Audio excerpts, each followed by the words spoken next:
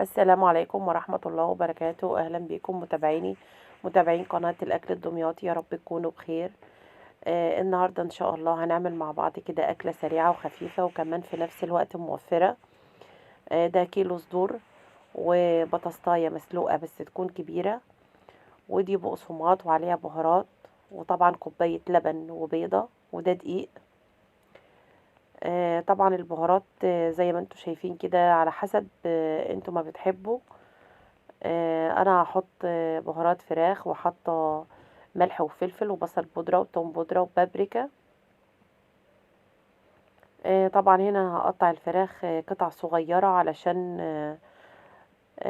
هعملها في الكبه، هضربها مع البطاطس، هنعمها خالص. فطبعا لازم اقطعها قطع صغيره زي ما انتوا شايفين كده.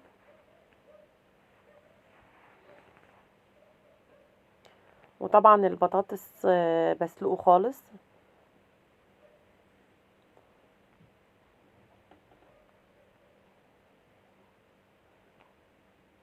وهنا حطيت البهارات وهضربها في الكبه زي ما انتوا شايفين كده.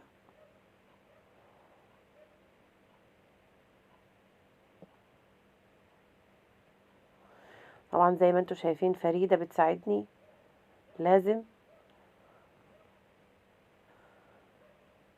بتعمل معايا كل حاجة، بتحب تتدخل في كل حاجة. طبعا هنا انا نعمت الفراخ خالص مع البطاطس زي ما انتوا شايفين كده. انا بوريكم بس القوام علشان تبقوا عارفين.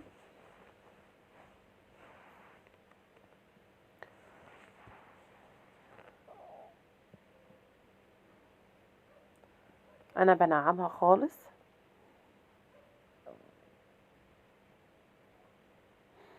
هنا طبعا هعمل باقي الكمية واحط بقية البهارات.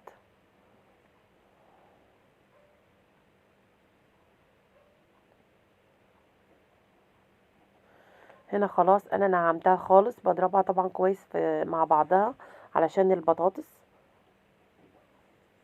زي ما انتوا شايفين كده. وطبعا هحط عليها معلقتين نشا كبار، يعني قد معلقة الأكل بتاعتنا.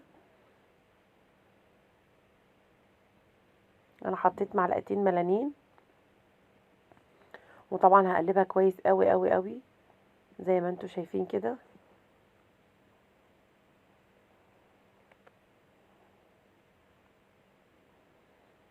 على فكرة هي سهلة وبسيطة وبتتعمل بسرعة، ما بتاخدش وقت. كل الحكاية ان الوقت بس بيطول معايا لما بنحطها في الفريزر. يعني احنا دلوقتي هنظبطها في الصاج ده زي ما انتوا شايفين. حطيت كيس بلاستيك ودهنته زيت علشان الفراخ ما تلزقش فيه.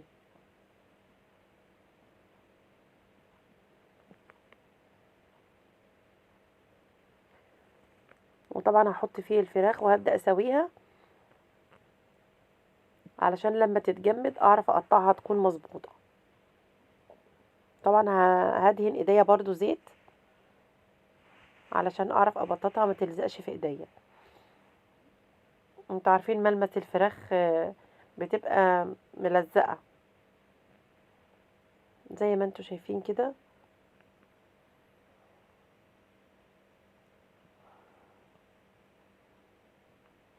وهنا هبدأ بقى اظبط الفراخ في الصاج، لازم تكون متساوية، يعني سمكها يكون مش اقل من سنتي. انا هنا هظبطها خالص عشان كمان تكون سهلة معايا في التقطيع بعد ما تطلع من الفريزر.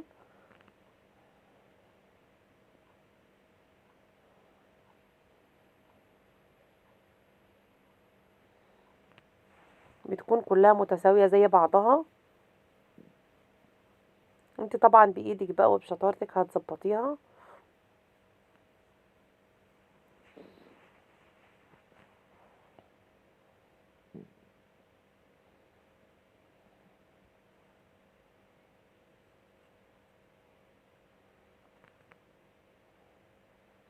وطبعا هحطها في الفريزر ساعة، ساعة ونص، على حسب الوقت قدامك، بس مش اقل من كده يعني. كده انا هحطها في الفريزر. طبعا كده بعد ساعة ونص من الفريزر، لو انت حابة تحطي ساعة مش مشكلة، بس انا حبيت انها تجمد كمان شوية زي ما انتوا شايفين، عشان كمان تكون سهلة معايا في التقطيع. زي ما انتوا شايفين كده انا بقطعها بكل سهولة، ما بتتبهدلش معايا، بتكون متماسكة زي ما انتوا شايفين كده. كده بتسهل عليكي بقى بعد كده الخطوة اللي بعد كده، لما تعملي لها الكفر الاخراني كده بتسهل عليكي.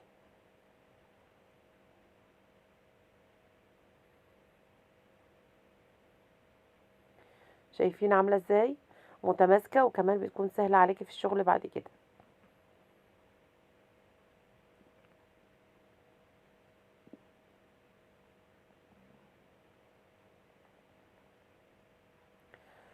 انا بقطعها قطع متساوية عشان تبقى قد بعضها.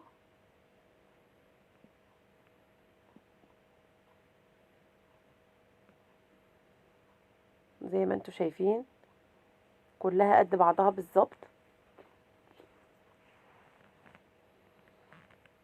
وهنا هبدأ اعمل بقى الكفر الاخراني. طبعا انا حطيت بهارات على على البقسماط، نفس البهارات اللي انا متبله بيها، بتدي لها طعم حلو قوي وريحه حلوه. وهنا دي البيضه، ما بكترش عن بيضه عشان ما يبقاش ريحتها بيض. وزي ما انتوا شايفين كده نفس الكفر اللي بنعمله للفراخ البانيه، نفس الكفر ده فلفل اسود. وهنا هبدأ بقى احط الفراخ في الدقيق زي ما انتوا شايفين كده، ومن الدقيق للبيض واللبن.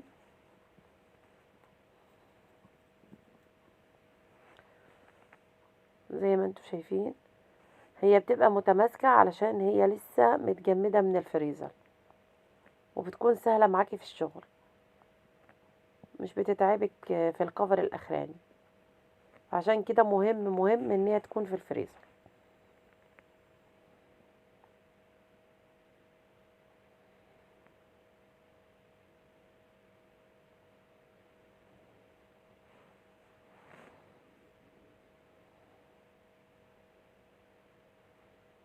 انا بعمل الكمية كلها وبحمر على قد ما انا محتاجة، والباقي بعينه في الفريزر، لان ما شاء الله الكيلو بيديني شوية حلوين، يعني بتوفر.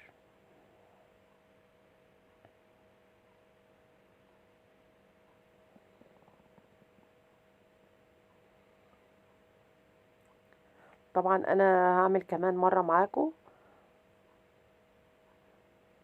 زي ما انتوا شايفين كده.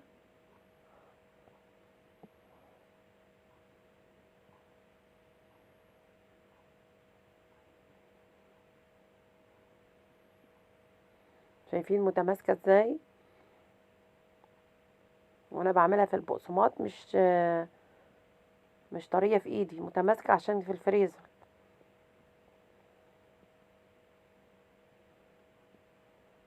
يعني انتوا عارفين ان الفراخ ملمسها بيبقى طري، فلازم تكون متماسكة عشان تعرفي تعمليها الكفر الاخراني.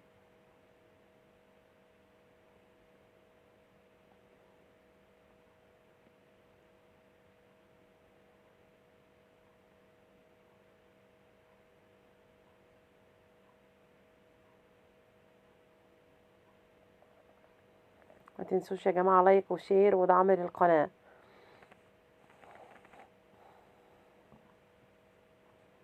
وطبعا كده انا خلصت الكمية كلها زي ما انتوا شايفين، ما شاء الله ده من كيلو فراخ. وطبعا انا بيتها في الفريزر لان انا كنت عاملاها على بيات. وهنا طبعا هحمر الفراخ قدامكم زي ما انتوا شايفين.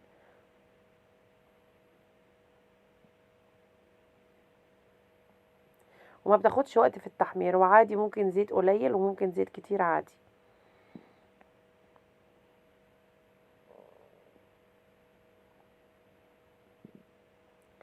بتتحمر بسرعة معايا.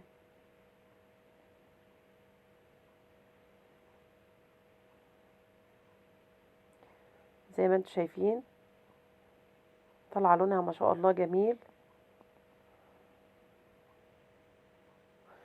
طبعا ممكن تعملي معاها مكرونة، ممكن تعملي معاها طحينة وسلطة وعيش، بتمشي كده وبتمشي كده، وممكن كمان تتعمل سندوتشات حلوة قوي بتنفع الولاد. ودي نص الكمية طبعا مش الكمية كلها. زي ما انتوا شايفين شكلها قد ايه جميل وحلوة وطرية من جوه قوي، وطعمها جميل جدا وريحتها حلوة حلوة حلوة. ما تنسوش يا جماعة لايك وشير